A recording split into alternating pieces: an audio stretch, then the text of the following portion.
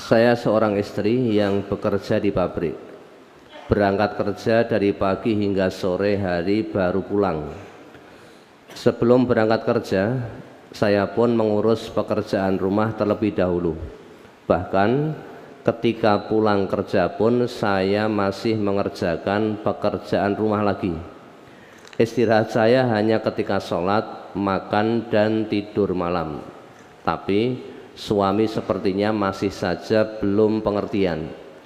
Jangankan membantu saya cuci piring, satu saja tidak pernah. Bahkan menyingkirkan gelas atau piring yang setelah ia makan saja hampir tidak pernah. Pertanyaan saya, Ustadz, apa saya berdosa yang terkadang saya mengeluh sendiri dalam hati karena saya capek sekali, dan saya juga terkadang nangis sendiri dalam kamar ketika saya betul-betul merasa capek. Kami sama-sama warga ngaji, Ustaz. Terima kasih. Kalau ngajinya diamalkan, tentu tidak akan seperti itu. Maka ini para santri ini ya, kalian di sini dididik, makan dengan piringnya sendiri, dibersihkan sendiri, sisanya balung-balung itu dibuang di tempat sampah. Nanti kalau kamu sudah punya istri, jangan seperti suami ini ya. Kalau nanti sudah punya istri, jangan sekarang. Nanti liburan tanggal 21 pulang nembung bapak ibu mau nikah. Jangan nanti ya. Ilyas nanti ya. Ya. Nanti kalau jadi suami, kewajiban suami dalam Islam dipenuhi. Kalau betul yang disampaikan seperti ini, mungkin saja suami ibu belum pirsa. Ibu nangis sendiri di kamar, suami ini mung batin. Suami tanya ke jenengan, enek apa to Bu? Ada apa to Dik kok nangis? Apa yang membuat dikau bersedih? Nah, jenengan jawab, mboten nenten. Oh ya sudah, nggak ada apa-apa berarti gitu loh. Kalau tidak begitu, tetap diam saja, mung mingsat nangis terus. Nangis tidak menyelesaikan masalah. Kalau memang keadaannya seperti itu, ibu utarakan apa yang menjadi permasalahan kepada suaminya. Pangapunten Mas, manggilnya apa terserah jenengan lah. Kalau anak-anak sekarang itu kan manggilnya beb, gitu ya. Generasi milenial ini loh. Pun manggilnya apa monggo. Pangapunten Mas, saya seperti ini, begini. Berusaha untuk memenuhi kewajiban saya sebagai istri. Tapi saya kok merasa sangat letih sekali. Apa panjenengan tidak bisa membantu dalam pekerjaan di rumah tangga, setidaknya ikut membersihkan piring satu saja. Terus kemudian ya, itu dirembuk dengan baik. Nah, para suami jangan egois. Ya. Loh, ngresiki omah, nyapu, ngepel, mumbah-umbah, nyuci piring kuwi tugase wong wedok. Kuwi dudu urusanku, bukan urusan saya. Apa salahnya toh kita para suami ikut membantu nyapu? Apa aib toh? Kan tidak aib. Lah kalau kita egois seperti itu, kemudian istri membalas keegoisan suami. Oh, nggih sampun. Ya sudah. Sekarang anak-anak ini silahkan jenengan sing nyusoni. Silahkan jenengan yang mengandung. Istri kita kan lelah juga, sangat lelah. Kalau kita suami ini mengatakan sudah lelah karena mencari nafkah, istri kita ini juga lelah. Bahkan disebut oleh Allah wahnan ala wahnin, lemah bertambah lemah dalam mengandung keturunan kita. Jadi tidak hanya sebatas lelah, sudah lelah bertambah lemah. Maka kalau kita mau menjadikan lelah bekerja kita sebagai gaman, istri juga lelah. Kalau istri juga menjadikan lelahnya sebagai gaman, hancur rumah tangga itu. Tujuan dari pernikahan yang Allah tetapkan sakinah mawaddah warahmah tidak terwujud. Sudah mengandung 9 bulan 10 tahun 10 hari ya. 9 bulan 10 hari. Lemah bertambah lemah, makan tidak enak, tidur tidak nyenyak. Apalagi tidur tengkurap. Usia kandungan sudah 9 bulan, nggak bisa tidur tengkurap. Lemah bertambah lemah. Ketika datang waktu untuk melahirkan, perang sabil itu, toh nyawa. Kita kan para suami hanya bisa, ayo dik, semangat dik, semangat. Sudah pasti bisa, pasti bisa. Tidak sakit kok. Sing ngrasake aku ini. Kita para suami kan hanya bisa memberi support. Tetapi istri kita mengaduh, merintih. Itu perang sabil. Berapa banyak perempuan yang melahirkan, nyawanya tidak tertolong. Maka tidak heran ketika Nabi kita ditanya oleh seseorang siapa yang paling berhak untuk kita berbuat baik. Nabi kita menjawab, ummuka. Summaman ummuka, summaman ummuka, ibumu, ibumu, ibumu. 3 kali. Summaman baru abuka, bapakmu. Bapak hanya sekali. Ini bukan berarti anak boleh tidak berbakti kepada bapak, bukan. Artinya kalau anak itu mau durhaka pada orang tua, ingat ibumu telah mengandungmu, melahirkanmu, toh nyawa. Habis itu merawatmu, mendidikmu. Saat suami atau bapaknya pergi keluar rumah mencari nafkah, anak-anak ini sejak kecil, sejak dini dididik oleh ibunya. Di rumah diarahkan, dikenalkan dengan Allah, dikenalkan dengan agama Allah.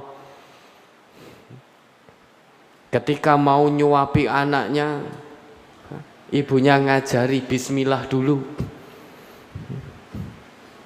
Ketika anak megang sesuatu mau makan dengan tangan kiri, ibunya yang mengajari untuk dengan tangan kanan. Ketika anaknya sakit, ibunya yang tercurah waktu, tenaga dan fisiknya untuk merawat. Tengah malam anaknya nangis, bapaknya dengar, ibunya kebetulan sedang sakit karena seharian lelah merawat anak, ngurusi kebersihan rumah, ngurusi suaminya juga, masakkan suaminya, mencuci baju suaminya, nyetrika baju suaminya. Tengah malam anaknya nangis, mungkin ngompol atau apa, mungkin haus. Suaminya dengar, dia hanya bisa teriak, suami yang tidak mau membantu istrinya. Kalau bu, anaknya nangis, padahal istrinya sedang sakit. Yang datang juga ibunya, padahal ibunya sendiri sedang sakit. Kalau istrinya, mbok nyuwun tulung, panjenengan cepeng rumiyin, itu lo kempongnya ada di sampingnya. Aku wis kesel nyambut gawe. Nah istrinya jawab, kula nggih pun kesel ngerawat anak jenengan niki. Nah kalau itu dilakukan bubar itu sudah. Maka suami istri rumah tangga Islam, apalagi ini ngaji semua, diingat itu tujuan pernikahan yang Allah gariskan dalam Quran surat Ar-Rum ayat 21 itu.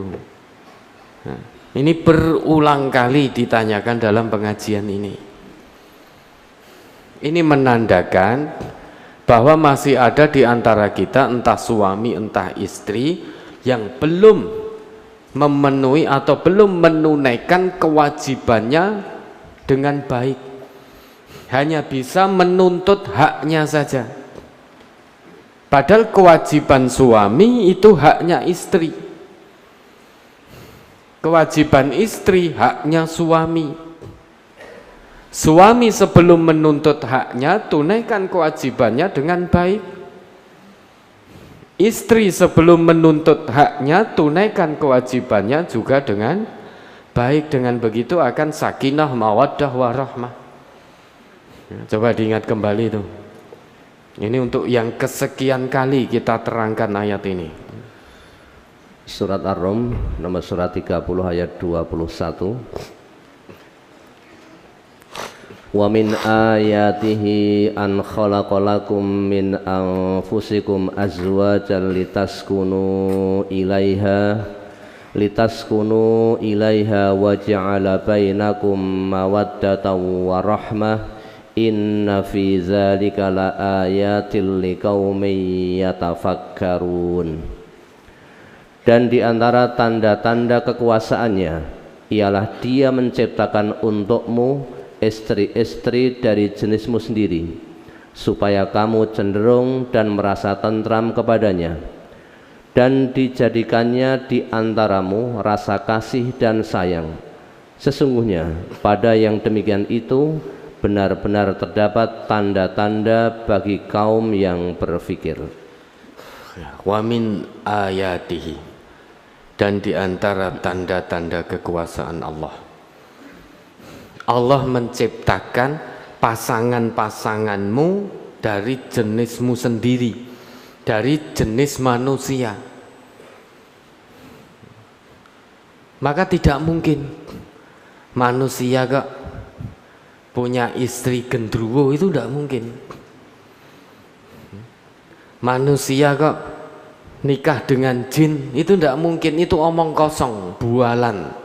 Itu bualan, ngapusi. Karena pasangan hidup kita manusia oleh Allah ya dari jenis kita, manusia juga.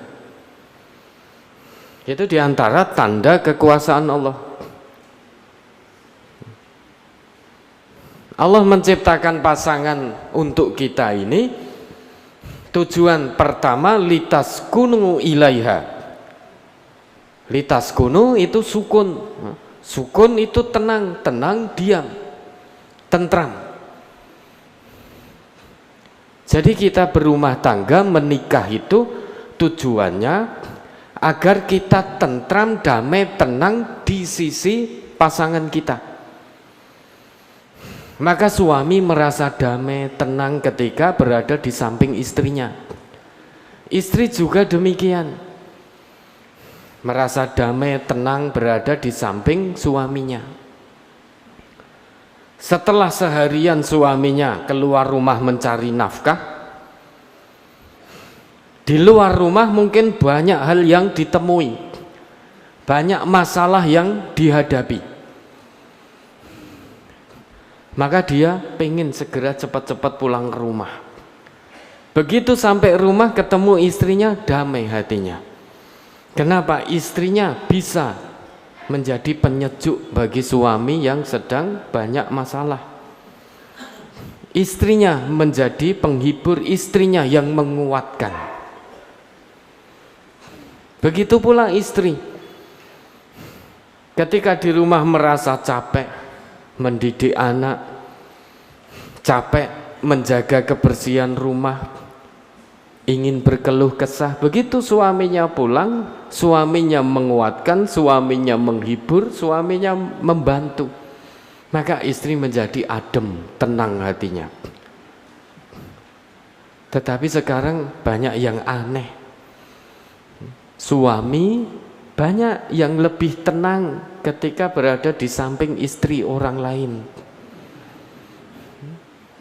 Istri ada yang merasa ayem ketika berada di samping suami orang lain. Ketika tidur di sampingnya suami orang lain itu malah seneng.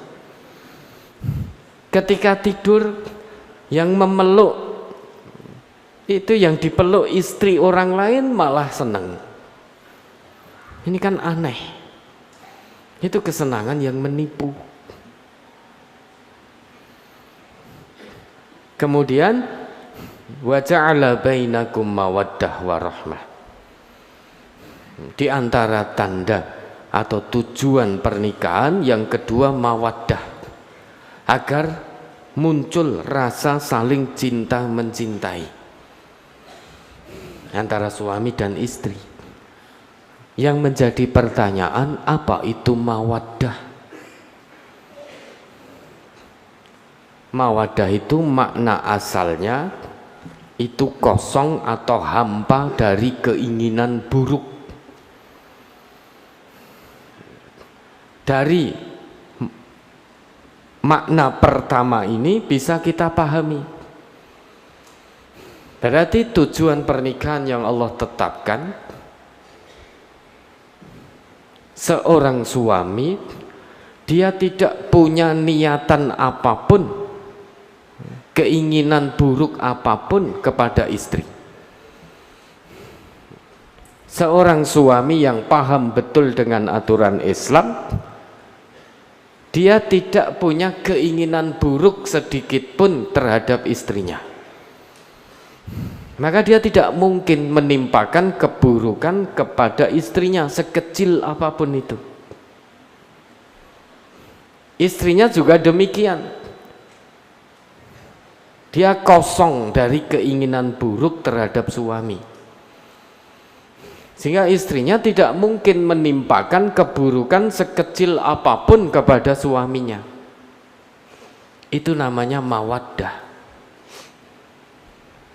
Sehingga mawaddah ini bukan hanya sebatas makna saling cinta mencintai, ada makna yang sangat dalam di balik kata mawaddah itu. Kalau suami mengaku cinta pada istrinya, tentu dia tidak akan menimpakan keburukan kepada istrinya. Istri juga demikian. Itu makna mawaddah. Makna asalnya kosong atau hampa dari keinginan atau niatan buruk. Sehingga suami atau istri yang benar-benar memahami aturan Islam, benar-benar memahami tujuan pernikahan yang Allah gariskan, maka dia semaksimalnya akan menunaikan kewajibannya, sehingga tidak menimpakan sesuatu yang buruk pada pasangannya. Lah sekarang banyak suami yang menimpakan keburukan pada istri dengan ucapan, lesannya kotor, lesannya kasar. Kalau ditegur jawabannya, witekno aku wis ket lahir ngene iki kok. Bahasa witekno ini bahaya. Karena kalau kita mengucapkan witekno berarti kita tidak mau berubah sudah. Kita tidak menginginkan yang namanya at-taghyiru, perubahan. Witekno wong ki gawan bayi ya. Masa iya sejak bayi wis miso-miso? Masa iya sejak bayi sudah berkata kasar? Padahal semua manusia itu Allah ciptakan dengan fitrah. Dan Quran ini sebagai petunjuk huda. Al-huda itu dia menuntun atau petunjuk dengan penuh kelembutan. Masa iya kita mengatakan lha witekno nek gelem ngene ra gelem ya wis. Witekno memang iki watakku kaya ngene. Lah ini yang menjadi masalah. Kalau watak itu susah dirubah. At-taghyir hanya bisa dilakukan, perubahan bisa dilakukan oleh dirinya sendiri. Tapi kalau watuk, insya Allah periksa ke dokter, minum obat batuk, Allah beri kecocokan, sembuh watuknya. Tapi kalau watak dia nggak mau berubah dirinya, sampai mati kurang sak menit ya urung berubah, karena watak.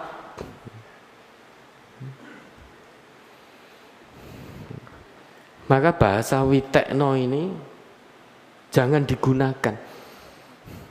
Kalau kita mengatakan witekno, itu berarti secara langsung atau tidak langsung kita sudah menggariskan bahwa saya tidak mau berubah. Lisan saya kasar pada istri, selamanya saya akan kasar. Karena witekno. Saya nggak mau berubah, wis enake yo ngene iki. Belum lagi suami tidak hanya dengan ucapan, dengan tangan, dengan kaki, maka ada istilah KDRT, kekerasan dalam rumah tangga, dengan ucapan, dengan perbuatan. Istri dipukul, istri ditendang, dinasehati, wong Islami orang ngono kuwi. Witekno tangan-tanganku dhewe. Nah, itu berarti nggak mau berubah. Padahal yang namanya mawaddah itu kosong, hampa dari niatan atau keinginan keburukan sekecil apapun. Sehingga suami yang paham tujuan pernikahan dari Allah ini, dia berusaha semaksimalnya untuk tidak menimpakan keburukan sekecil apapun pada istrinya. Istri yang paham tentang tujuan pernikahan, dia akan tunaikan kewajibannya sebagai istri, sehingga itu menjadi hak suami terpenuhi, sehingga suami tidak tertimpa keburukan sekecil apapun. Kalau mawaddah terwujud, maka akan terwujud rahmah, rasa kasih sayang. Kasih sayang ini melebihi rasa cinta. Ini rasa kasih sayang. Kalau tiga hal ini bisa dipenuhi, maka rumah tangga itu akan turun bimbingan Allah dalam rumah tangga itu. Setiap ada masalah rumah tangga, terjadi ketidakharmonisan, Allah turun tangan. Allah berikan solusi demi solusinya, yang tidak pernah terpikirkan oleh suami istri ini bagaimana solusinya.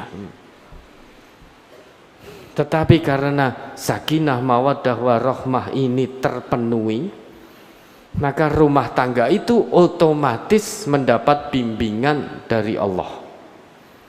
Karena syarat untuk mendapatkan bimbingan dan pertolongan dari Allah dalam rumah tangga itu syaratnya sudah terpenuhi, 3 syarat tadi.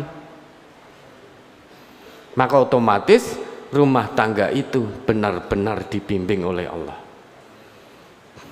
Inna fi dzalika laayatil liqaumin yatafakkarun.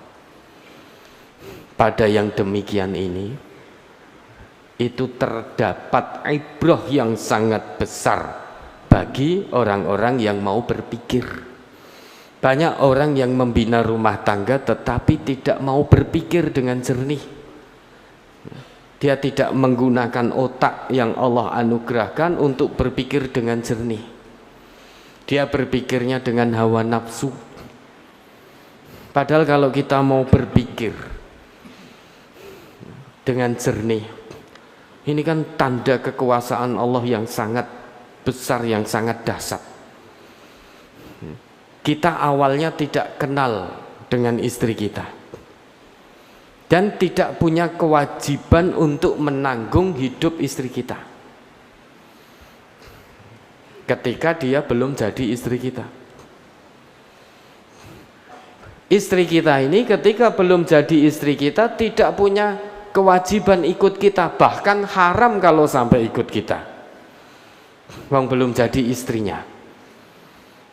Tetapi setelah ijab kabul, seorang laki-laki lantas punya kewajiban memberi nafkah pada istrinya yang sebelumnya itu tidak menjadi tanggungannya.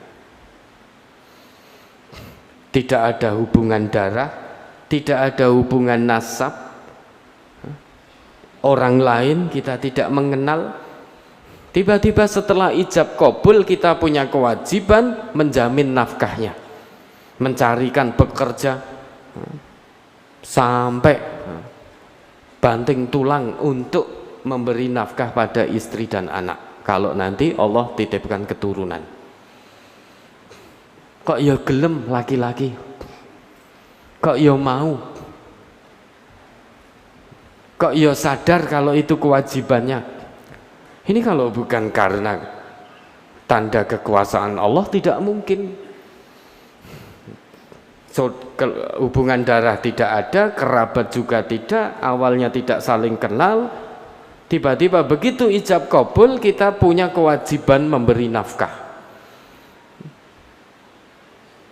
Kerahkan potensi pikiran, tenaga fisik keluar cari untuk menafkahi perempuan yang tidak ada hubungan darah dengan kita, tidak ada hubungan keluarga dan tidak kenal. Kok ya mau kita? Seorang perempuan tadi setelah ijab kabul kok tiba-tiba dia mau tinggalkan orang tuanya yang telah ibunya mengandung, orang tuanya mendidik membesarkannya sampai dewasa, merawat dengan penuh cinta, dengan penuh kasih sayang, dikelilingi oleh keluarga tercinta, rasa bela keluarga yang begitu tinggi. Kok tiba-tiba setelah ijab kabul mau dan sadar kewajibannya adalah ikut suami, sekalipun harus meninggalkan bapak ibunya, sekalipun harus meninggalkan kakak adiknya, sekalipun harus meninggalkan kerabatnya, kok dia mau ikut suami di tempat yang baru dengan keluarga baru, lingkungan baru. Belum lagi nanti kalau tinggal satu rumah dengan mertua, terkadang ada ketidakcocokan dengan mertua. Kok perempuan ini mau?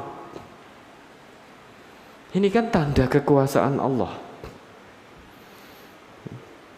Maka mari kita gunakan anugerah pikiran yang Allah berikan pada kita dengan berpikir jernih.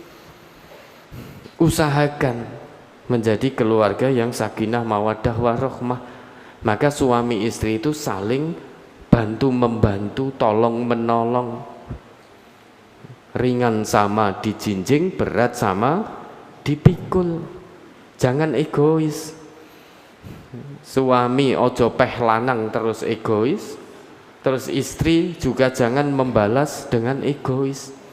Kalau sama-sama egois, rumah tangga itu jauh dari bimbingan Allah. Yang ada bukan baiti jannati lagi, bukan rumahku surgaku, tetapi baiti nari. Bukan nari joget, bukan. Rumahku nerakaku. Suami pulang ke rumah ketemu istrinya, rasanya nek, bosen, panas. Istri di rumah, suaminya pulang, istrinya malah anyel, nggak nyaman. Iki ngopo dadak mulih, wis iki nginep setahun di sana ya ndak apa-apa. Nah ini berarti baiti nari, jauh dari bimbingan Allah. Na'udzubillah. Maka kembali ke petunjuk Allah ini dipahami dengan baik, kemudian diamalkan.